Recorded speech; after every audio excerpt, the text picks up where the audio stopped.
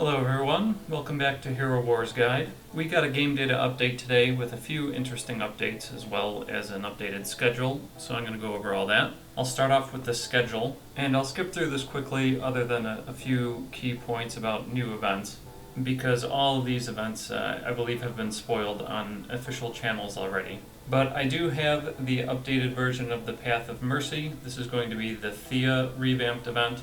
It's going to be in a very similar style to what we saw with Heidi, where all of these tasks give us emerald coins instead of payouts of some direct useful resource. And then those points are just giving us completion towards this task, which is the only thing that actually pays out anything useful. So everything else will give event points.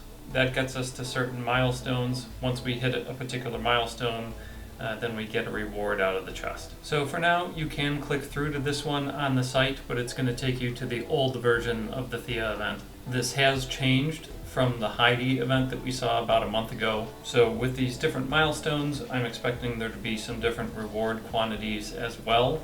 So the site will not be up to date with new calculations until I know what the rewards are out of the new event. For now, I can just tell you that many of these milestones changed, including this event points, which I believe used to end at 4,500, is now going all the way up to 6K. And then many of these other milestones changed as well.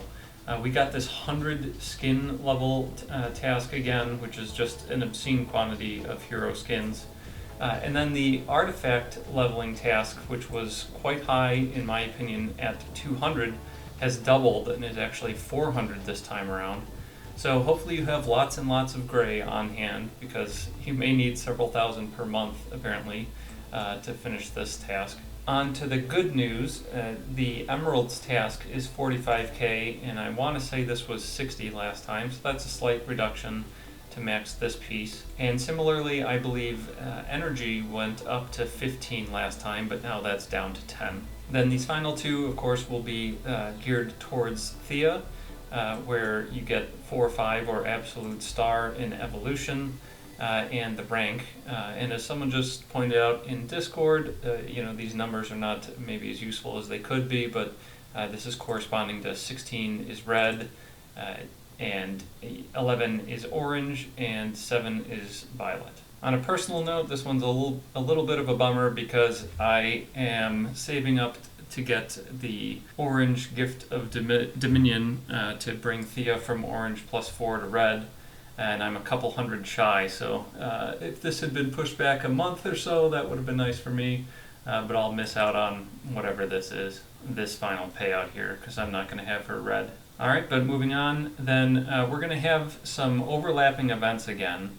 So you can see that this Thea event, and this is geared towards the US, but is going to run from the 13th through the 16th, and this Dark Titan event is going to overlap most of that same range. Alright, but it did not look like there were going to be any changes to this event based on the prior versions. At least all the milestones are the same, so probably the rewards will be as well. I guess I'd say there's maybe a chance that some of the newer Titans will be added to the Dark Particle, which is the main reward out of this thing. But I wouldn't count on it, and just numerically the types and quantities of rewards that you're getting out of this thing make it, I think, a very low priority event. The return on this one is nowhere near many of the other better events that we've been seeing lately. Okay, but it will have an overlap with Ascension to Asgard. This is kicking in on the 16th in the evening at the same time that the Thea event ends. So the Hero event will transition to this, and we'll have some overlap with the Darkness Titan event. And I apologize for jumping around here, but I want to also call out that the ending phase of Ascension to Asgard will overlap with the Light Titan event. This is just a copy and paste and replace with light from the Color of the Night event. So this one's Light Titans, this one's Dark. As soon as one ends, the other will begin, but it's also another low quality event. So really, I think you might want to think about where you want to spend during these overlaps. And there will be one additional special consideration I'll get to in a minute, specifically for the final day of Ascension to Asgard. which is going to be the middle day of Shining Ascension. Alright, but before I get into that, I want to talk about Ascension to Asgard. We have had several versions of this event already, and as you may guess from this, the most recent version was different than this one. The most recent version of the event had us fighting the boss, and this one is happening during the week, so we're going to be getting the minions. They have been making this event better and better with each one of these iterations.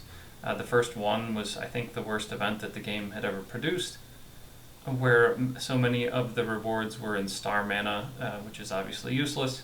And they've historically improved it with each one of these different types of event, but hard to say for sure what we'll get this time. Hopefully it's the same or better from last time, other than switching the boss attacks to minions. But you might want to take kind of a close look at what you're getting before making any big decisions on whether to spend here.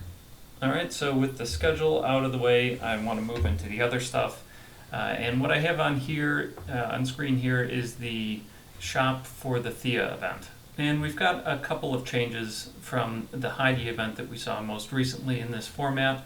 Almost everything in here, though, is going to be the items, which is where I think you should focus. These dolls are usually not worth it in comparison to the items. And specifically within that, some of these are going to be better than others.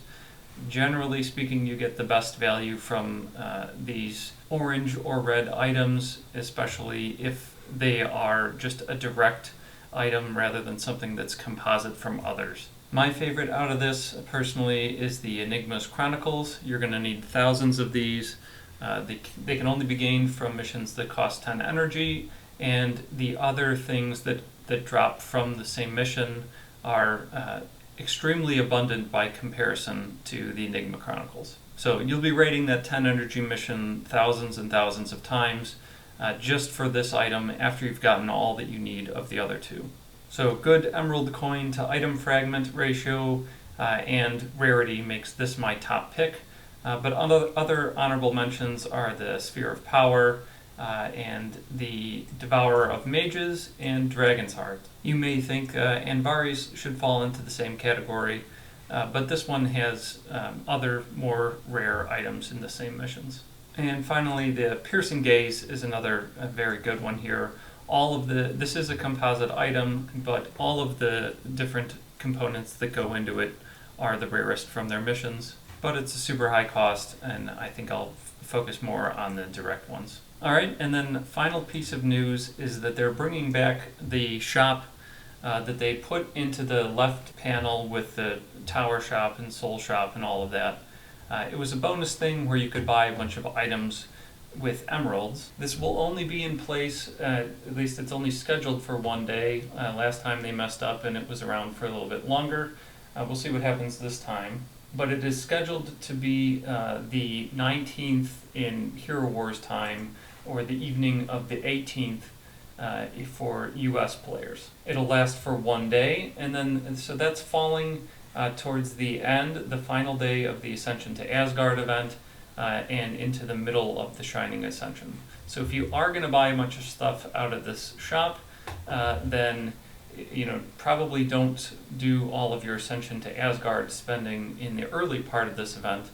You'll want to save your emerald spending for this final day and get it done here. If you are interested in these item fragments, which are the focus of this shop. And I've kind of saved the most exciting piece here for last, but you may notice here that the currency that you're spending on this shop, the type is noted here and the cost here, but this section in the middle here is a bunch of items that are going to be available in exchange for Pet Potion. So this is really exciting to see. It's not really the most attractive items that could possibly be put in here, but a lot of people have complained for a long time that you amass millions and millions of these Pet Potions and have absolutely nothing to do with them. So they're throwing us a little bit of a bone, and we get the chance to spend a couple tens of thousands of Pet Potions on some of these options. So before you get too excited though, I want to go over a few things about what we're looking at here. First, the shop is only around for one day, and it's going to reset 3 times during the day, I believe at the same time as the gold-based first page of the game shop.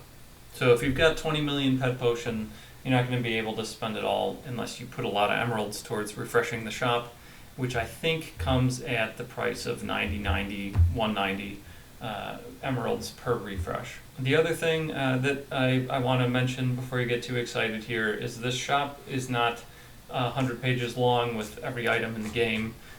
There are only 6 slots in the shop, and you can kind of see that here in this slot number column. And there's going to be a random chance of some various items that fall into each of these slots with each refresh of the shop. So this first slot is always going to be some quantity of bottled energy, but the number and the cost per reward vary within them. And then there's a chance that tells you how likely is any of these items to appear, with the smallest of the bottled energy being by far the most likely at 70%. So you're seeing 10 exchanges of pet potions here, but they're all in slot number 2, probably the top right one. So you will only have per shop refresh 1 item available per pet potion. So some of these are more exciting than others, but really regardless of what this is, I think you're going to want to make that exchange. And some of these are probably worth going ahead and refreshing the shop for emeralds. If you think about this, great enchantment runes, 40 of them, that's worth essentially 4,000 emeralds. So you're paying 90 emeralds to refresh the shop. You have to pay pet potions, but that's basically nothing.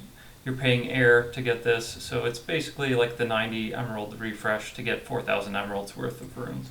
And you may value some of these resources lesser or greater than the runes, but I think that's one of the better examples of what you might get. Okay, so otherwise the other slots are listed here. You can pause where you think it's relevant, but there's slot 3 is mostly some smaller items. Slot 4 is going to be mostly red direct items or orange composites, and then the big stuff is down here at the bottom.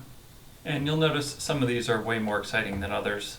You've got Lamorts and Lycanthrope or Enigma Chronicles at the same time that you've got some fairly useless stuff like this Staff of Selena's Halo, or these enchanted chains, which you get thousands more out of the tower than you're ever going to use, since so few heroes actually need this thing. Price-wise, these are the same as the Rarity Fair, which I want to say is an improvement from the last time they launched this. I think last time they were actually priced worse than the Rarity Fair, which was kind of an odd choice. You do get some benefit from having a little more of your own choice here, as opposed to the Rarity Fair, where maybe you're getting a bunch of fragments you don't need. But still, if they were overpricing these items, that was not worth it. But now, at least for these direct ones that are going to be most interesting, Chronicles, Knives, etc., this is the same as the Rarity Fair cost. All right, but I think that's about it for this game data update. I hope you're as excited as I am to get some use out of pet potions. Even though it'll be limited, it's kind of nice to get rid of some of them. Okay, thanks for tuning in. I'll see you again next time.